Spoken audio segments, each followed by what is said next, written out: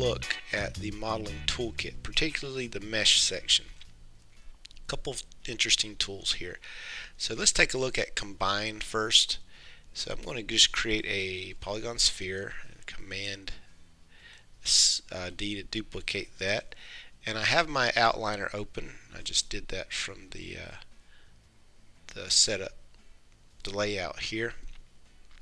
Grab these and I hit combine, and notice how it took those two objects and made a third object out of them. This can be useful for things like bridging and other things we may talk about later. But to ungroup something, you go to separate or to uncombine, and but you'll notice that when you do that, it leaves a lot of things here in the hierarchy. These are transform nodes, instructions that Maya has that tells it about relationships and whatnot. So lots of times you'll probably want to go and delete history, edit, delete by type history. It'll clean up a lot of those nodes. And we can go and recombine these again.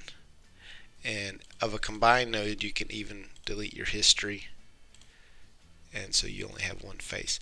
Now I had the question, well, if it's combined, can I separate even though I've deleted history? And you can, and I guess Maya has a way to tell, but it will put the pivot point of the objects at the origin to just know that when you separate objects that have been combined, it'll do that. So that's combine and separate. Smooth is a way that you can add geometry, making your object denser. You know, you can do that through the polygon input, you know, adding and removing axes. But smooth is another way to do that, but it gives you this level of divisions, and the higher the level, the more. So that's a level of 1. You can see a level. That wasn't a level 1. So we'll see what level 1 looks like, and that's a. I think they did another level 1. We can do a level 2, and just the higher the denser the mesh. And the denser the mesh, the more the computer has to process. And remember, you have a lot more vertices. So just know that there is a limit, and you want to make your models look good with the least amount of geometry possible. I'm not going to tell you what that limit is, but you don't want to make it overly dense. It's just wasteful on your resources. Alright. Boolean Czar, kind of neat, but well, let me just show you what they are first, and then I'll give you my opinion on them. And other people may have a completely different opinion, and that's fine. But basically, you can take primitive objects and you can Boolean them.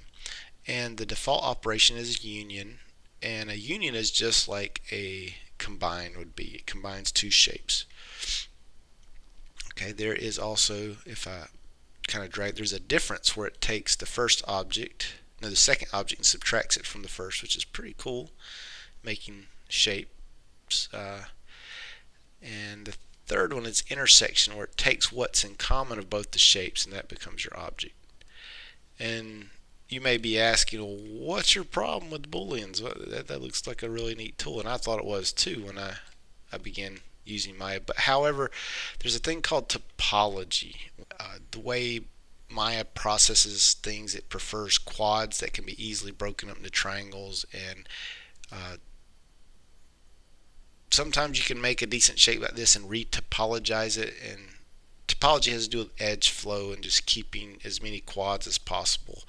I'm not going to get into that now, but that's probably why I don't really use Booleans that often.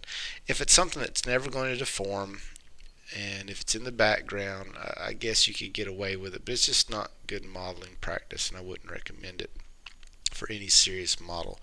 So, but that's what that is.